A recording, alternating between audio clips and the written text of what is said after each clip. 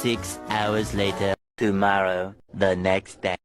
2,000 years later. Perkenalkan, nama saya Dea Almatur Azmi dari Universitas Islam Negeri Muhammad Yunus Batu Sangkar, Prodi Pemikiran Politik Islam.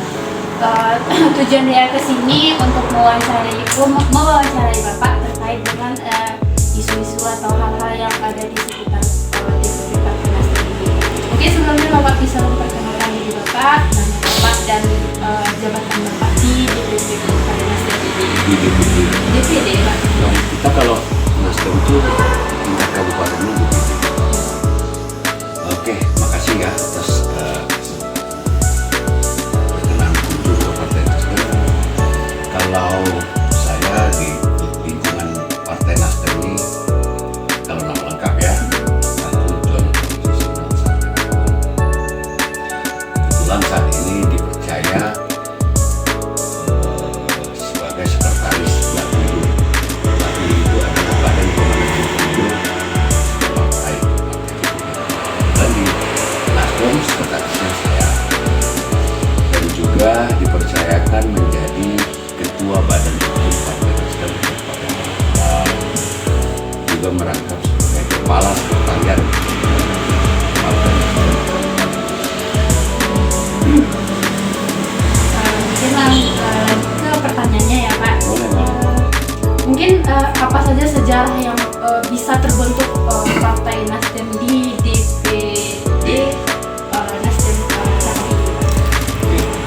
Nasdem Tanah Datar ini karena kita di Partai Nasdem itu secara organisasi, secara hierarki kepengurusan itu kan usulan memang dari DPD, tapi yang menetapkan siapa yang akan menjabat sebagai ketua itu kewenangannya DPD. Makanya kita tidak ada mekanisme musyawarah pemilihan atau apa. Nah, Nasdem ini di 2014 Tanah Datar pada saat itu sudah ada. Itu anggota DPRD kita sebanyak 3 orang. Ya, di 2019 juga kita mendapatkan 3 orang. Nah, pada tahun 2024 kemarin perolehan kursi kita naik menjadi 4 dan perolehan suara juga naik 100%. Dari 12.607 kemarin jadi 23.624. Kalau sejarah memang dari awal dulu beberapa pengurus yang lama ada Pak Jul yang sekarang menjabat sebagai ketua Partai Umat, itu sebenarnya dulu ketua Partai ya sudah lama sih,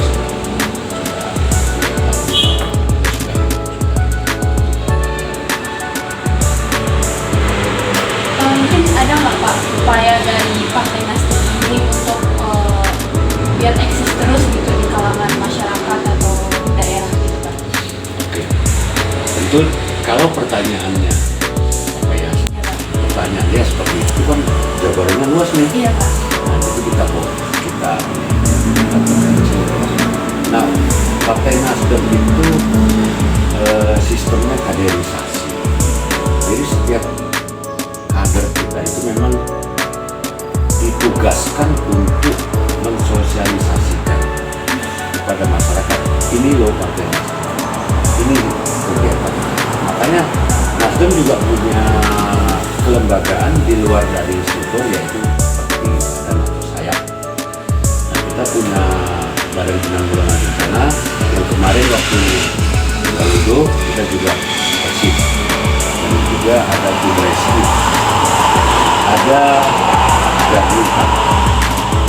Jadi sayap-sayap inilah yang berinteraksi dengan masyarakat, karena di kepengurusan sayap itu juga ada yang menjabat di kepengurusan DPD secara organisasi seperti itu.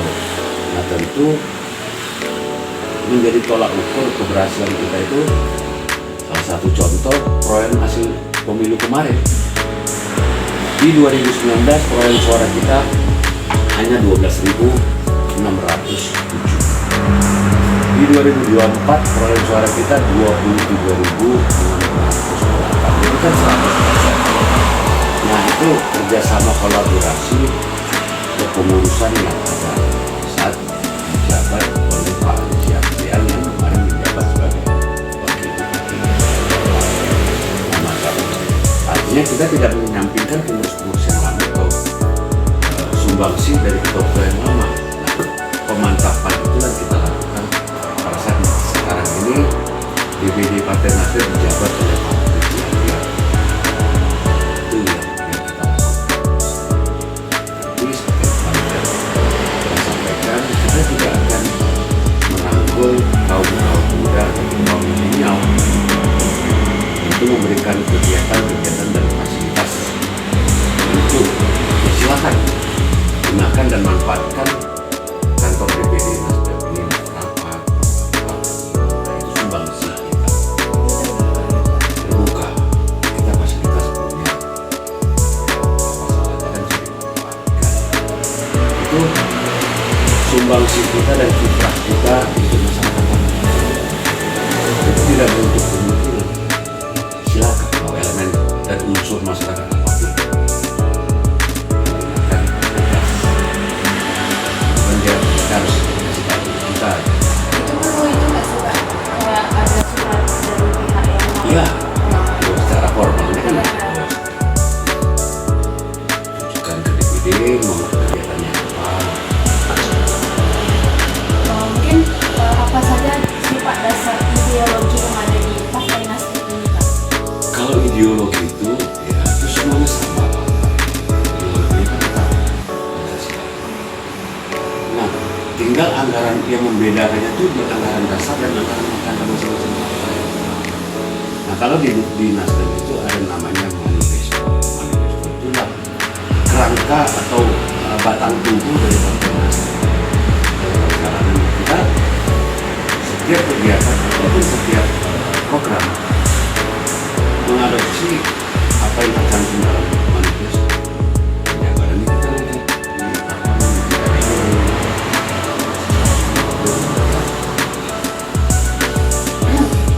Mungkin ada upaya nggak sih Pak untuk merekrut massa atau anggota dari Partai Nasdem ini? peluang itu tetap tidak buka. Kita tidak menutup.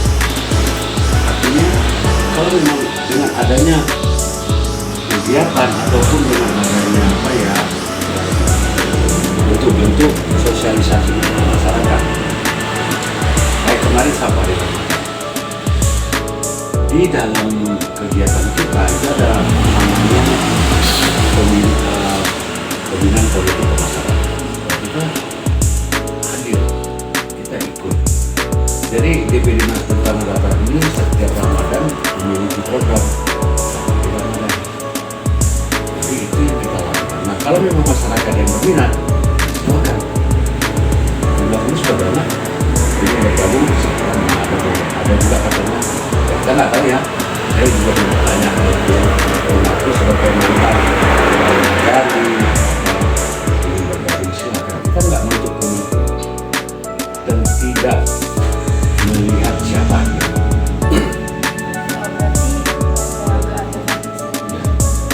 Memang ya standar secara umum yang bisa ikut di partai politik itu minimal itu orang tahun lah batasan minimal kan, karena dia kan sudah punya hak pilih.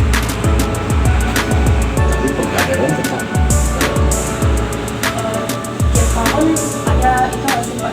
peningkatan ada peningkatan karena begini, kita dalam di Nasdem ini kita harus memberikan laporan ke DPP. Contohnya, kenapa kita harus memberikan laporan ke DPP? Karena yang menerbitkan KTA itu DPP. Jadi akan kelihatan di apa ya, di website kita berapa jumlah anggota Tanah Datar.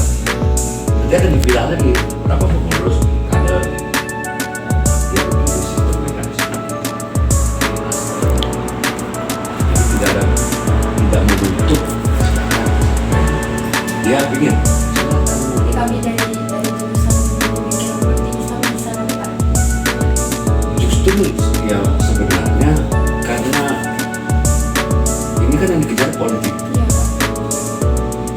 definisi politik secara Islam itu apa? Tentu kan tetap berkitah katakanlah seperti sunnah Rasul. Tapi kalau secara umum tentu pola ini kan beda tuh dengan pemikiran secara Islam teorinya. Kalau teori Islam mungkin ini ada yang nggak diterapkan. Nah, kalau di secara umum mungkin aja karena kita mengingat situasi ini harus kita laksanakan. Itu tidak terpakai dari dan kaidah. Jadi sebenarnya lebih bagus. Mungkin saya tawarkan kalau apa-apa silakan komunikasi. Apa yang bisa kita berikan, katakanlah sifatnya eksternal di luar mata dunia. Jadi ada yang mengatakan jangan sungkan-sungkan. Sebenarnya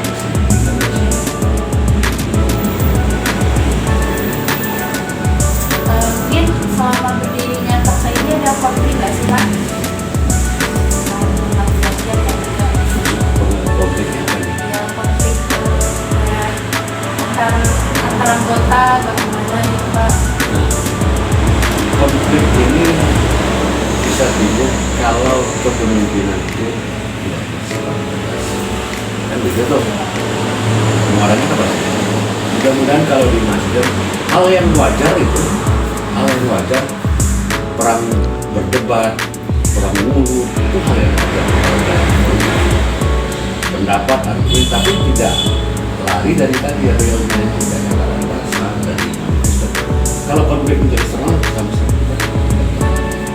internal juga alhamdulillah diktator. Kalau kita diktator itu mungkin bisa akan terjadi konflik. Kita enggak, kita buka. Ini permasalahan silakan tanggapi. Kita cari solusi. Solusi yang kita pecahkan bersama. Contoh, pada saat di legislatif, seluruh calon anggota legislatif kita wajib menandatangani fakta integritas. Fakta integritas itu dia harus bisa mematuhi ketentuan-ketentuan sudah ditetapkan oleh misalnya Badan Pemenangan Pemilu punya program gitu jalannya, walaupun implementasi di lapangan tergantung masing-masing calegnya kan begitu, tapi tidak bisa lari dari koridor. Nah, fakta integritas ini mengatur misalnya bagi caleg yang tidak terpilih dapat kompensasi dari caleg yang terpilih setelah dihitung perolehan suara, misalnya ambang batasnya 300 baru kompensasi. Nah ini kan masalah, tapi solusinya apa? Jadi seperti itu. Dia jangan silakan ini ya kita ya. Kejar apa yang saya sampaikan itu, kejar aja dari pertanyaan, nanti akan terangkum dari semua. Mungkin selama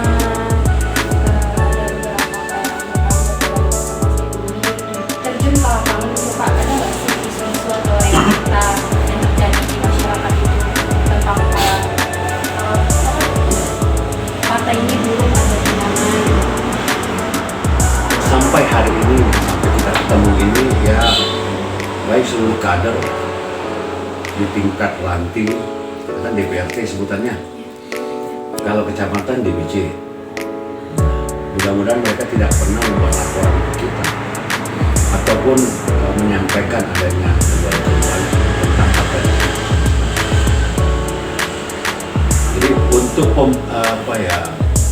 pengkebirian ataupun kita melakukan pembusukan terhadap partai lain, ketahuan aja sama kita butuh assalamualaikum. Karena apa? Setiap satu bahasa keluar dari kader yang tidak sesuai dengan bantuan saudara di partai sendiri, itu dampaknya cukup besar. Imbasnya bukan juga personnya, tapi ke lembaga dan institusi partai ini. Jadi kacamata kita tidak memandang dia atau kakaknya, kita memandang secara kelembagaan. Jadi kita sama-sama punya tanggung jawab moral untuk menjaga nama baik partai sendiri. Bagaimana kalau kader yang membuat kesalahan, gimana masyarakat mau masuk?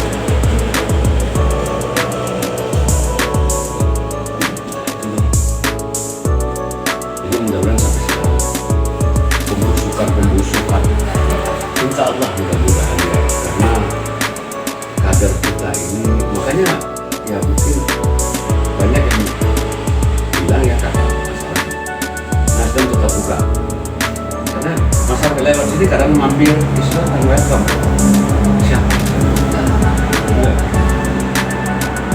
Mungkin ada nggak sih Pak harapan dari Bapak terhadap adanya kasus-kasus politik yang ada di gejolak partai Indonesia ini? Kalau harapan pasti semua pengurus bukan partainya akan berjalan dengan baik. Sampai kalau memang dicabut atau dibubarkan, kan gitu Pak, siapapun partainya. Capek kita kalau setiap waktu saat ada aja konflik. Sementara kerjaan kita untuk bagaimana masyarakat, walaupun kesejahteraan masyarakat itu bukan karena Partai Nasdem, paling tidak kita bisa memberikan kontribusi kepada masyarakat dengan kegiatan-kegiatan yang positif. Gitu. Jadi oleh karena itu memang seluruh kader kita tekankan ini. Kader itu kita mentek loh. Setiap kader. Ini dalam waktu dekat kita akan melaksanakan TNT. Renat Pak. Jadi kita kegiatan-kegiatan yang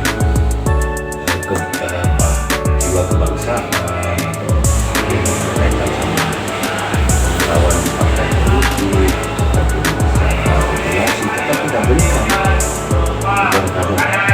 Karena kalau tahu dan kita di tingkat DPD ini tidak pernah menutup atau tidak pernah menyembunyikan anggaran dasar. Kalau mereka tanya bagaimana anggaran dasar ini, silahkan baca kalau mau misalkan. Mungkin ya, kita juga nggak tahu ya. Entah di negara antah berantah ada yang model seperti itu, malah kayaknya ada anggaran dasar aja dia nggak tahu. Saya kalau masuk satu kegiatan, ini juga mungkin pengalaman, diajak orang, yuk ikut ini. Yang harus dia pertanyakan pertama kali, anggaran dasar anggaran rumah tangganya ada nggak? Kalau ada, boleh nggak saya lihat? Boleh saya baca. Langsung. Jadi tahu mau berarah atau berjalan kemana teman dia mengajak. Jadi sedangkan STM aja punya anggaran dasar rumah tangga ya kan, karena serikat tolong menolong.